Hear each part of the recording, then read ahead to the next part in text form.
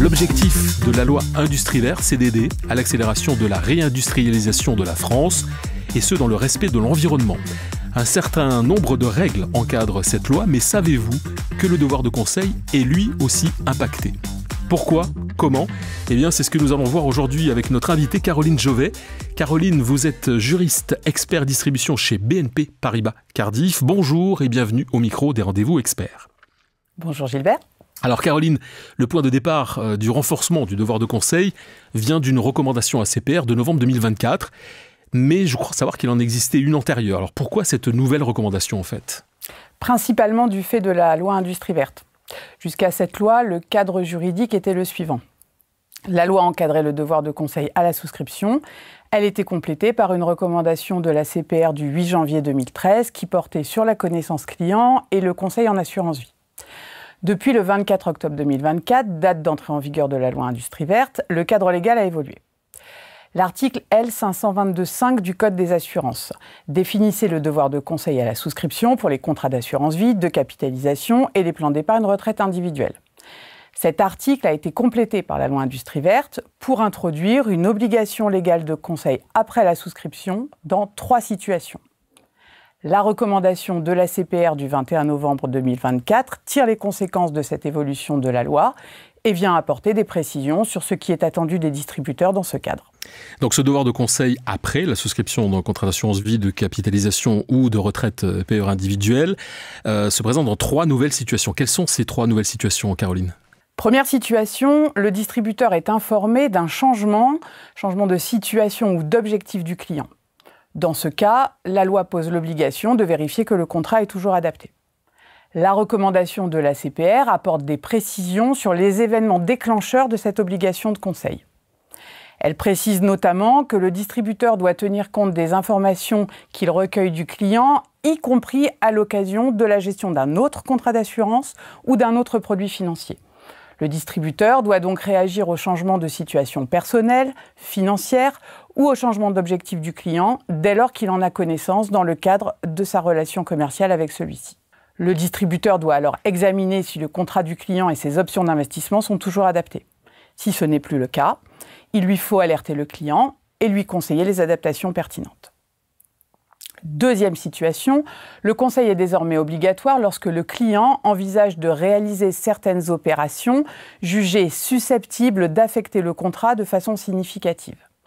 Ces opérations sont précisément définies par l'article A522.2 du Code des assurances. Il s'agit des versements, des arbitrages ou des rachats supérieurs à certains seuils.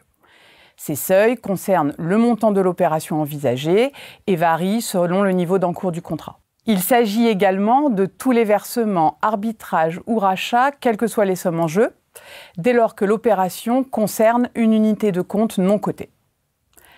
La recommandation de la CPR apporte des précisions sur la démarche attendue du distributeur dans le cadre de ces opérations, à savoir actualiser la connaissance client, recueillir les objectifs du client pour l'opération envisagée, lui conseiller une opération cohérente avec sa situation et ses objectifs, et enfin motiver le conseil donné. Enfin, dans certaines situations particulières, la CPR indique également attendre une information ou une alerte spécifique. J'en arrive à présent à la dernière obligation de conseil en cours de vie du contrat. Il s'agit de l'obligation de conseil périodique. Dès lors que le client n'a fait aucune opération pendant 4 ans, c'est-à-dire aucun versement, rachat ou arbitrage non programmé, le distributeur doit désormais actualiser son dossier client et vérifier sur la base des informations mises à jour que le contrat et la location d'actifs sont toujours adaptés. Le Code des assurances précise les modalités des démarches à accomplir auprès du client. L'article A522.2 détaille notamment comment gérer l'absence ou le refus de réponse.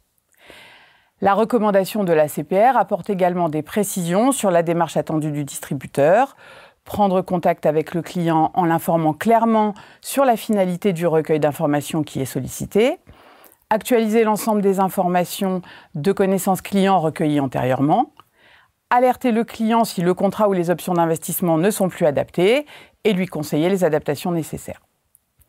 Enfin, dans sa recommandation, l'ACPR explicite les modalités d'entrée en vigueur de cette nouvelle obligation de conseil périodique. La loi étant entrée en vigueur le 24 octobre 2024, la première prise de contact avec les clients concernés sera effectuée au plus tard le 23 octobre 2028.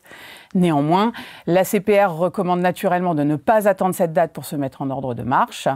Elle préconise de démarrer dès à présent la mise en place des processus nécessaires, tels que les chantiers informatiques ou l'identification des clients concernés.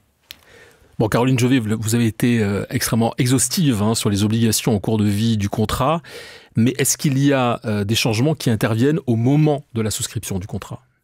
La recommandation ACPR de 2013 précisait déjà les éléments de connaissance client à recueillir avant la souscription d'un contrat d'assurance vie, de capitalisation ou de retraite individuelle.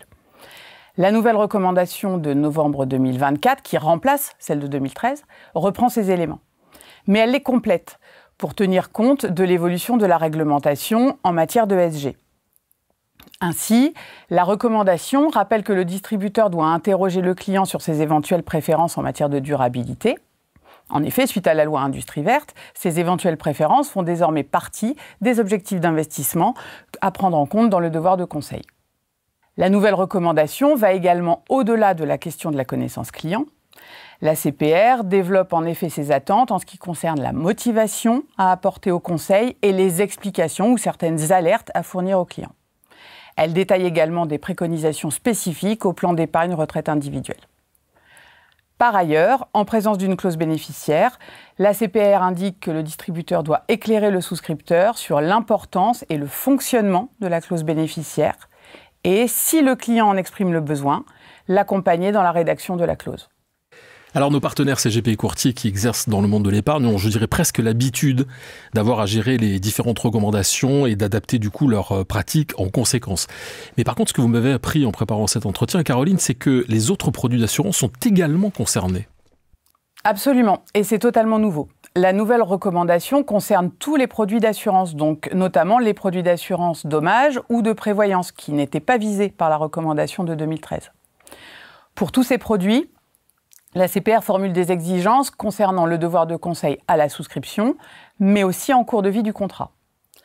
Avant la souscription d'un contrat non-vie, les attentes portent sur le recueil des informations pertinentes auprès du client, la gestion du risque de cumul d'assurance, les explications à apporter au client sur les garanties en s'appuyant sur l'IPID et la motivation du conseil. L'ACPR insiste sur la nécessité de justifier la cohérence des garanties proposées avec la situation personnelle du client. Par ailleurs, en présence d'une clause bénéficiaire, là encore, l'ACPR développe les mêmes attentes qu'en matière d'assurance vie. Le distributeur doit éclairer le souscripteur sur l'importance et le fonctionnement de la clause bénéficiaire et, si le client en exprime le besoin, l'accompagner dans la rédaction de la clause. Après la souscription d'un contrat de non-vie, l'ACPR attend des distributeurs une démarche de conseil périodique, selon une méthodologie développée dans la recommandation. Cette exigence n'est pas posée par un texte légal ou réglementaire, mais l'ACPR considère qu'il s'agit d'une bonne pratique. Alors avant de clore cet entretien, Caroline Jovet, est-ce qu'il y a une dernière chose qu'il faut retenir ? Le calendrier. La nouvelle recommandation est applicable à partir du 31 décembre 2025. Elle s'appliquera bien entendu dans le cadre de la souscription de nouveaux contrats, mais également pour le conseil sur les contrats d'assurance en cours. 31 décembre 2025. C'est donc sur cette date que nous allons nous quitter. C'était un grand plaisir de vous accueillir pour nous éclairer sur ces nouvelles mesures. Merci beaucoup, Caroline Jovet, et je vous dis à bientôt. Merci. Merci à vous, à bientôt. Et merci à vous d'avoir suivi ce nouveau numéro des Rendez-vous Experts. Alors si vous avez aimé ce podcast, partagez-le, commentez-le et n'hésitez pas à nous faire part des sujets que vous aimeriez que nous abordions ensemble. Vous pouvez le réécouter sur les comptes Cardiff, YouTube, LinkedIn et X et sur les plateformes Apple Podcast, Spotify et Ocha.